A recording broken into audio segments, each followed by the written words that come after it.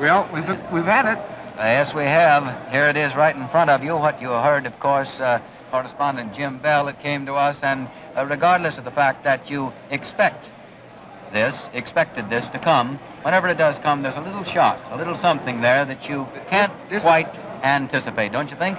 That we're talking, of course, about what this says. Governor Thomas E. Dewey today conceded the presidential election to President Truman under a New York dateline. And the time was 11:17, though the telegram was sent at 10:50. Sent at 11:10, I think Jim Bell said, at the very moment that Howard McGrath, just a few moments later, Howard McGrath made his victory statement under that big portrait of President Truman with his little 12-year-old son beside him. I think we ought to comment just a little bit, too, on the very thing we were all talking about here. That is the picture, the comparison of the pictures, victory and defeat. The crowd, Senator McGrath, and the sudden switch to the Republican headquarters, not a soul there, which, of course, is as to be expected, I suppose, in defeat. But again, there's always a little shock. As Ben said, that was one of the great political pictures of all time. That's right. That moment when the camera swept to that empty rostrum. And there was nobody there. And there is our tally board with the latest figures going up. Here are some figures on the tally board. They're perfectly obvious, scarcely necessary to read those. Still about a million and a quarter lead. A million lead, yes. So speaking for all of us of life at NBC, for John Cameron Swayze, for Sid Olson, for Sid James, for Frank McNaughton, and I hope you'll forgive me for leaving any of the names out, for the dozens and dozens of technicians and computers and technicians and operators and all of the myriad staff employed in bringing you this full coverage, may I, Ben Grauer, simply say thank you for being with us, and it's been a tremendous experience for us all. We're signing off now and concluding this, the live NBC television coverage of the 1948 national elections.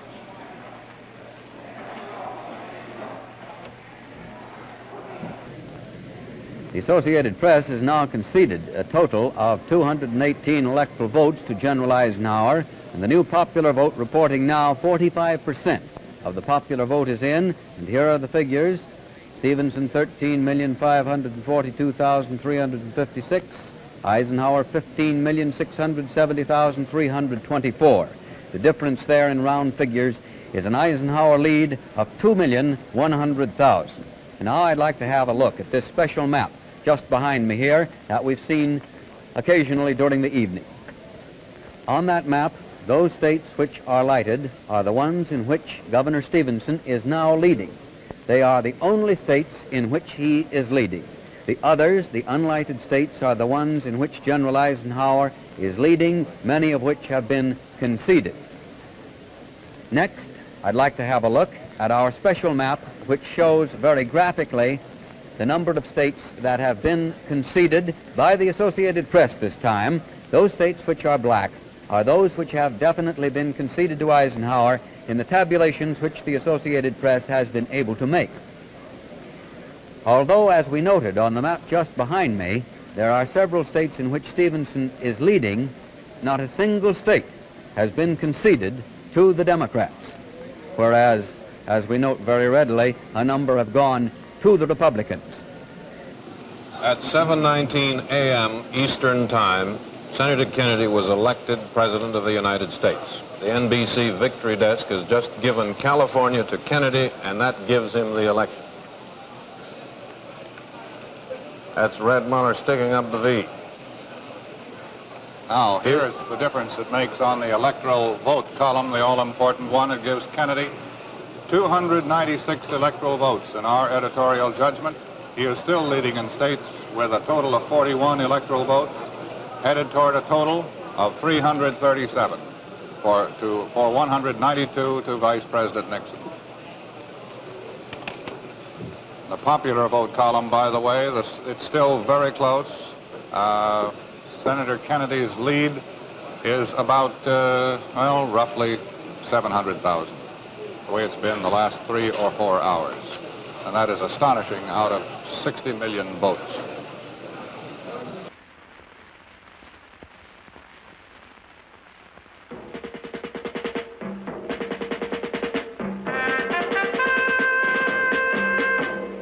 The following program is part of the intensive coverage of election year 64 by NBC News.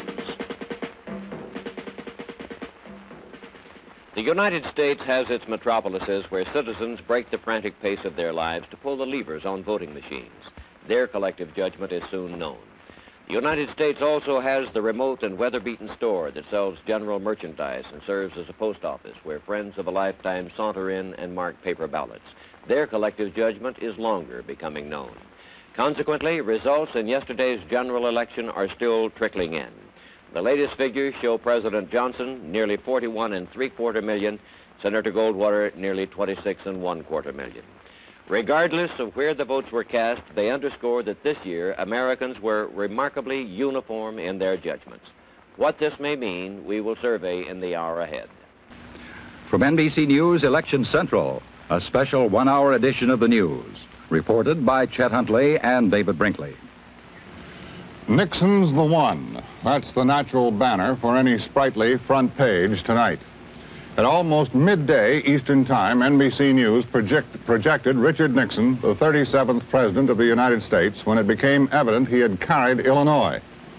Final returns may well reveal that indeed it was Mayor Richard Daley's Illinois and Mayor Richard Daley's Chicago which averted a deadlock and a political constitutional crisis of incredible proportions. 94% of the popular vote is counted. There are the numbers. An hour or so ago, I carried the percentages out to 6 digits, and it went like this. Nixon, 43.2959%. Humphrey, 43.2584%. Wallace, 13.4457, and now it's gone a little over 14. In short, Nixon and Humphrey are separated by about 375 thousandths of 1%. The electoral vote shows Nixon with 287, Humphrey with 166, and Wallace with 45. David? As it turned out, in the late, tired hours of last night or the early, tired hours of this morning, Richard Nixon won the election this time where 8 years ago he lost it in Illinois. It was so close, it took forever, but he won it. And in winning that, he won the presidency. It was, again, one of the closest elections in American history, closer even than when Nixon lost to Kennedy 8 years ago. His lead over Humphrey in the popular vote is still only about 25,000 votes, or about 1/5 of a vote per precinct. There are states where we still don't know, even now, for certain, who won. But whichever way these states go now, they can't change the outcome. Now we'd like to show you the popular vote totals as of this hour. We have 38% of it in, 63% of it has gone to President Nixon, 36% to Senator McGovern. We are told again that Senator McGovern in Sioux Falls, South Dakota will appear sometime soon, in the next few minutes, we think, with a statement. And needless to say, when he appears, we will go there and hear whatever it is. So we don't know just when it is, but stand by and we will take you along. Now, if you want to put the electoral vote board up, we can see the dimensions of Mr. Nixon's landslide tonight. There are only 7 states left to be decided, California among them. 42 states, by our calculations, have been won by Mr. Nixon with 442 electoral votes, far more than he needs to win. 2 states, or the District of Columbia and 1 state, have gone to McGovern with 17 electoral votes. There are not enough left undecided to change the result one way or the other. So Jimmy Carter, by our calculation, has won the presidency of the United States, and Gerald R. Ford has lost the first election of his entire life. We're going to take another look, probably the final one tonight, at the boards and see how the numbers look at this late hour, 4:15 in New York. The popular vote first. It still shows Carter with a lead of about 2 million votes. 51% to 48%, a margin, a spread of 3 percentage points. The electoral vote total still stands as we saw it when we called Mississippi some time ago. Carter with 272. There are more to come, but it may be tomorrow before we know how they go. 272, 2 more than he needs. Mr. Ford with 153. Here's how it looks on our map.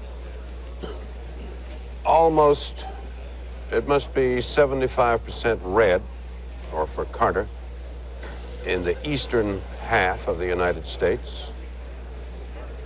All of the plains and mountain states, South Dakota we don't know about yet, for Mr. Ford. California, Oregon, still undecided. You see where Jimmy Carter's strength lies, primarily in the southeast and the deep south, quite a lot of it in the northeast, Pennsylvania, New York, a fair amount of it in the Midwest. And that is the picture we get when it's put into graphic terms. George Bush looking confident and with very good reason. Here's John Chancellor now with more news. Well, the time has come. You've seen the map. We've looked at the figures, and NBC News now makes its projection for the presidency. Reagan is our projected winner. Ronald Wilson Reagan of California, a sports announcer, a film actor, a governor of California, is our projected winner at 8:15 Eastern Standard Time. On this election night, we have projected Ronald Reagan the winner. And to add evidence to that projection, we are projecting him as the winner in more states. By our calculations, Ronald Reagan is the winner in the state of New Hampshire, in the state of Vermont, Delaware, and South Carolina. We will be coloring in those on the map now in blue for Reagan, or light gray, black and white. New Hampshire is the first state that we are calling for him in this list of states. Vermont, we are coloring blue in a projection for Reagan. The state of Delaware, we are projecting for Reagan. And in the South, the state of South Carolina, we are projecting for Ronald Reagan. And that brings his electoral vote tally to the number required for victory. According to our projections, Ronald Reagan now has the required 270 electoral votes. Carter with 15 at this stage of the evening, 12 from Georgia, 3 from the District of Columbia. And Tom, that's our projection. It is a rather early call.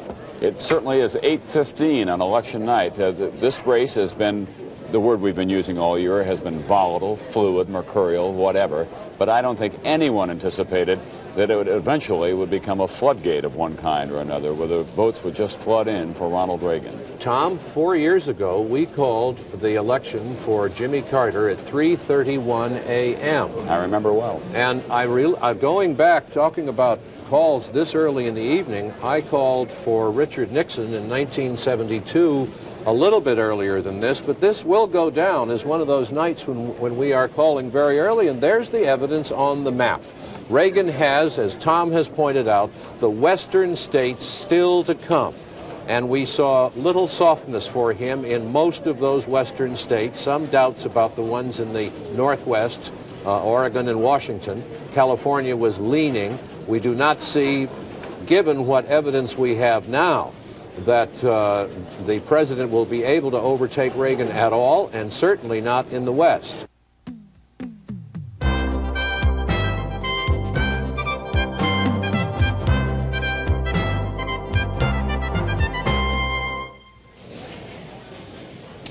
Good evening, everyone. I'm Tom Brokaw at the NBC News election headquarters, and NBC News now is able to project the re-election of Ronald Wilson Reagan, the 73-year-old president of the United States, the winner of this contest with Walter Fritz Mondale.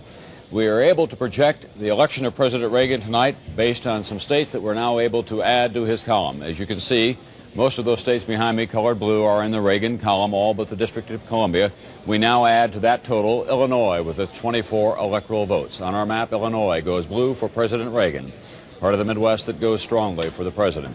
Also, the state of North Carolina, down part of the New South, 13 electoral votes. Ronald Reagan, the winner of North Carolina tonight. The solid South, now blue for Ronald Reagan.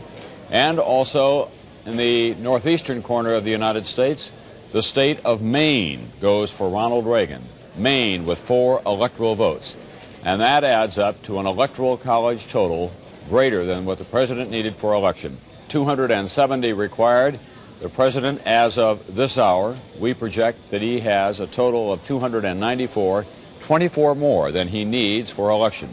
And if this trend continues, from sea to shining sea, it will be blue, the color of Reagan tonight.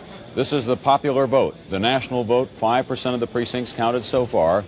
As you can see, the president also has an overwhelming popular vote lead at this time. If that holds up, 22 points, it will be one of the largest, if not the largest, of all time in American presidential contest. So, Ronald Reagan, who did not begin his electoral political career until the age of 55, tonight has been elected President of the United States for a second term after having served 2 terms as Governor of California. Before that, of course, he was well known as an actor, as a television host, and as a sportscaster. And tonight, it appears that he's about to win an election of historic proportions as President of the United States at the age of 73.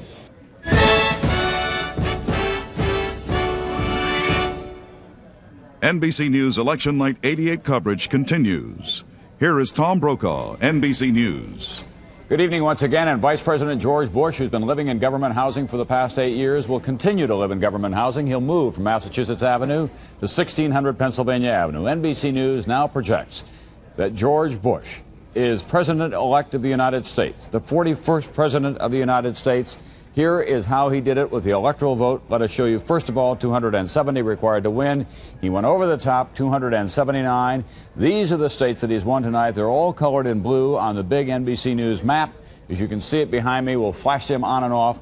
The 2 crucial states to put him over the top, according to our projections, Michigan and the state of Nevada. And that's the George Bush headquarters in Texas, which is his home state and voting state. We're back now, and we have a whole run of presidential projections for you. They all belong to Bill Clinton. He has passed the magic number of 270. The governor of Arkansas, who was once described as being 40 at 16 and then 16 at 40 in terms of his behavior during those ages, he is now elected President of the United States according to our projection. So let us show you what is going on now. In California, 54 electoral votes. We anticipated that from the outset. Bill Clinton, the winner in California. Washington, 11 electoral votes up in the Pacific Northwest. They counted that as the cornerstone of the new Democratic Party. Also in Oregon, 7 electoral votes. Bill Clinton, the winner there. Hawaii, safe Democratic territory, 4 electoral votes for Bill Clinton. We color those in now. Red across the western rim, the Pacific rim of the United States for Bill Clinton, and just a few blue spots on that map for George Bush. 362 electoral votes so far, 64 for George Bush. And now here is the popular vote as we have it so far. We're beginning to climb toward the halfway mark. Bill Clinton is our projected winner. He's got a 5-point spread there. And the vote that has been counted so far, Ross Perot is holding at 17, and President Bush at 39% of the vote. It's 9 o'clock in the East, and 2 years ago tonight, it was a very dark evening in the living quarters of the White House for President Bill Clinton as the Republicans swept the House and the Senate and promised a revolution into the 21st century. Tonight, Bill Clinton proves his title, the Comeback Kid. He is our projected winner as President of the United States, re-elected for a second term, the first Democrat since Franklin Delano Roosevelt. The 50-year-old man from Hope, Arkansas, who went off to Ivy League schools, eventually to England, avoided the draft, then came back and began the long climb toward the White House, running first for Congress, then for state offices. This is the headquarters in Little Rock, Arkansas tonight. A night of triumph for Bill Clinton, for Hillary Clinton, and for the entire Clinton campaign. We're also looking at the DNC in Washington, D.C. That's the Democratic National Committee, which played an active role in this campaign by raising millions of dollars, some of them from questionable sources. It became a big issue at the end of the campaign. So we show you now the projection of Bill Clinton, our elected President of the United States, by winning in the state of New York, the 33 electoral votes there. Also in Wisconsin, in the heart of the Midwest, Minnesota. And Bill Clinton is the winner as well tonight in the state of New Mexico in the Southwest. And he's the winner in Rhode Island, just 4 electoral votes, but that's important to him. The projected winner in North Carolina, Bob Dole. and a moment to talk about Bo Abdul, who also wins in Nebraska tonight and in the state of Wyoming. This proud warrior, severely wounded during World War II, a man who served his country so honorably and so well, not only in the Army but in the Congress of the United States and in the Senate. His last valiant campaign comes to an end tonight. William Jefferson Clinton is our projected winner, 275 electoral votes. And oh, well, there's no question that in a time of peace and prosperity like this, it's possible for the country to have such a division as they do. Doris. Uh-oh, something's happened. George Bush is the president-elect of the United States. He has won the state of Florida, according to our projections. 25 electoral votes. NBC News projects that George Bush, it's been a night of first giving it to Al Gore, then taking it away on the part of the networks. George Walker Bush, the new president of the United States, the governor of Texas, the first father-son governor combination since the Adams family. This is the scene in Austin, Texas tonight. It's been a long, suspenseful evening. Karl Rove and the governor had a master strategy. They stuck to it. They were confident, and they proved right. At 2:18 in the morning Eastern Time, 1:18 at the state capitol in Texas, they pulled it off. A long, difficult run. They took on the right wing of the Republican Party. They went into enemy territory, Tennessee, Arkansas, states like West Virginia, which they won. They took on as well states like Missouri, which had been in the Democratic cycle in the past, and they won those states too. They cobbled together a coalition in the Southeast, the Great Plains, far west, but Florida, in the final analysis, the home state of Governor Jeb Bush. It's going to be a much happier Thanksgiving for the Bush family. George Walker Bush, the 43rd President of the United States, a young man who, by his own acknowledgement, drifted for 20 years after he got out of college, then got involved in the oil business and in baseball, quit drinking at the age of 40, married a wonderful, supportive woman, and she's been a big asset, Laura Bush. 2 daughters, both freshmen in college this year, one at Yale, one at UT. And now the Bush name goes back to the White House.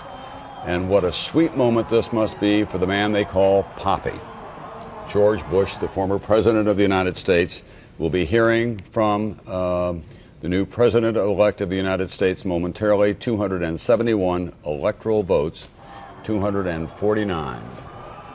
There are still some votes that have not been counted. And there's still votes to be counted because we're at 99.8. Broward and Palm Beach are the uncounted votes. What if this goes the other way? No, it's only 317. We're here. Cameras are hot.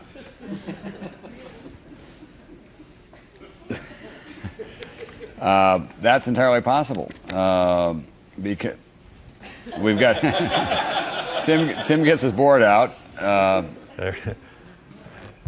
565 votes. The Secretary of State is the one who is saying this, and that's probably why we're not seeing the governor appearing in Austin yet. And well, they know it in Austin. Well, the vice president has made his concession call, and the usual practice is let him go first. Yeah, right. And there's no constitutional requirement that if you've made the concession call that you lose, as we learned tonight. There's no just as there can be a second call. Is that what you're saying? It doesn't have any application when a network projects something, as well.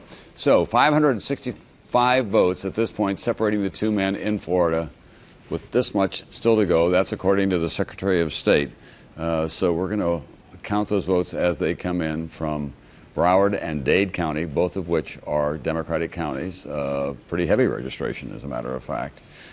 So we think this is over, he said confidently, but we'll just wait and see. We'll feel a lot better when we have 100% up there and one or the other has then finished ahead of one.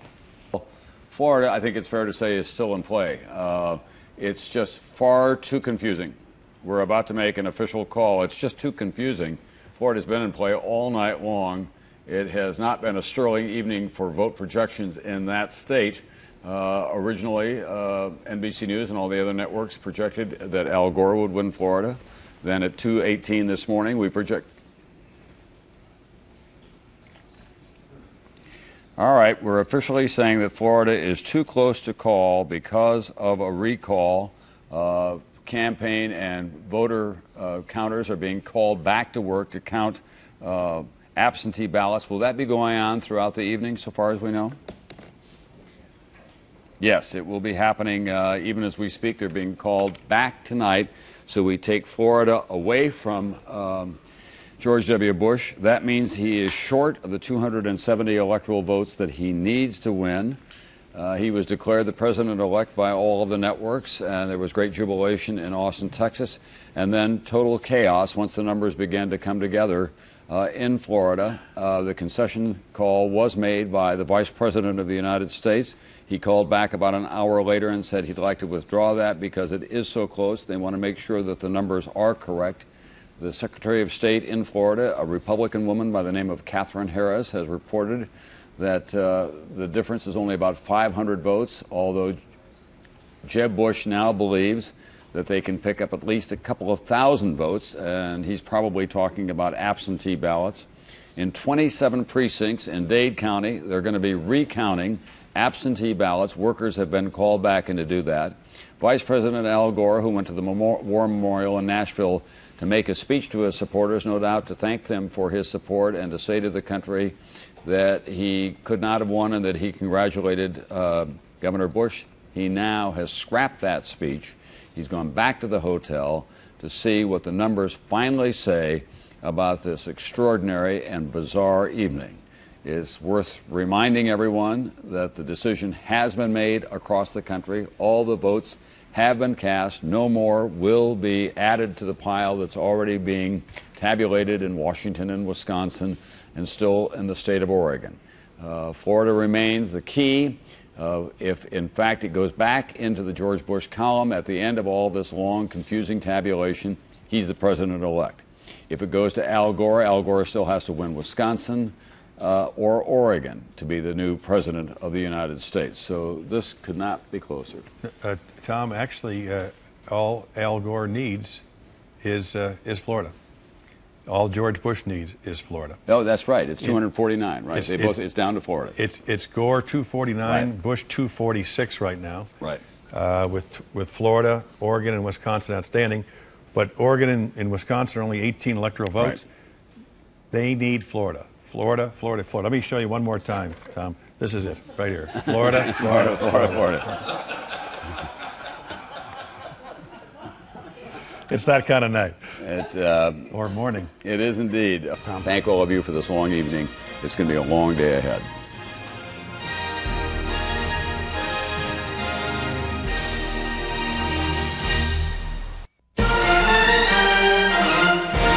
Decision 2000. From NBC News World Headquarters in New York, this is NBC Nightly News with Tom Brokaw. Good evening. Tonight, 35 days after he first prepared a concession speech, Vice President Al Gore will give up his long fight for the presidency in a nationally televised speech, and Texas Governor George W. Bush will follow with his first speech to the country as president-elect. What has been the most bitterly contested presidential election in modern history is now expected to turn to notes of grace and reconciliation. So, on this day, after the states chose their electors, here's where the Electoral College map ends up. George W. Bush won 30 states with 271 electoral votes, one more than needed to win. Al Gore won 20 states for a total of 267 electoral votes. Gore won the national popular vote by more than 337,000 votes. That's a razor-thin margin out of about 103 million that were cast. And the final Florida tally, Bush hanging on to his win certified by the Florida Secretary of State November 26th by a margin of 537 votes.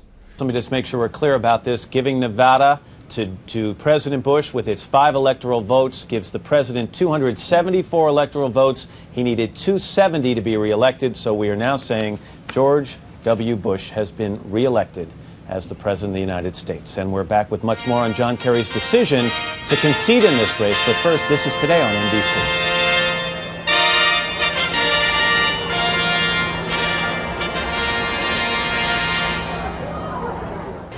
NBC News now projecting George W. Bush as the President of the United States. Charlie, are you still there with us Yeah. as we let our viewers know that this has in fact occurred? President of the United States, George W. Bush, elected by a majority of the U.S. population by some 3.5 million votes on the raw numbers, 51 to 48%, I believe, are the last percentage numbers that came in. And there are the new electoral vote numbers as well. President Bush with 274 electoral votes. John Kerry with 238. Of course, there are still some states to come, but it's pointless at this point. And you factor that in with the fact that John Kerry has called the president to concede, offering his congratulations. He also said he will hold a concession speech coming up between 1 and 1:30 this afternoon. President Bush to follow up with his acceptance speech as President of the United States for a second term coming up about 3 o'clock this afternoon. All this happening right here on MSNBC within the last few moments.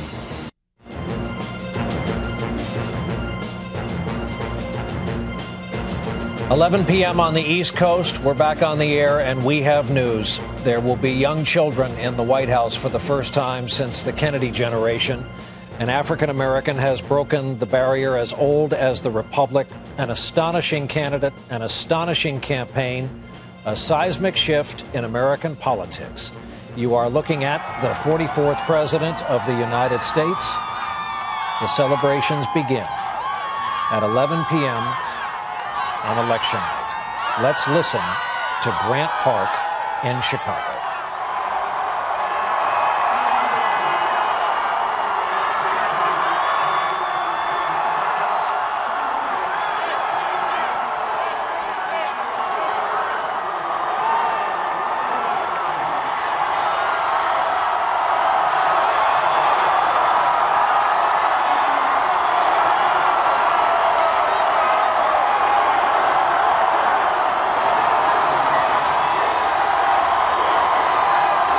And that 284 number I gave out is the electoral vote, already terribly dated. Look at that, 3:06 at this hour and counting. We had to cross that 11 o'clock Rubicon of closing states. And as we look at the battlegrounds, we have a little catching up to do here.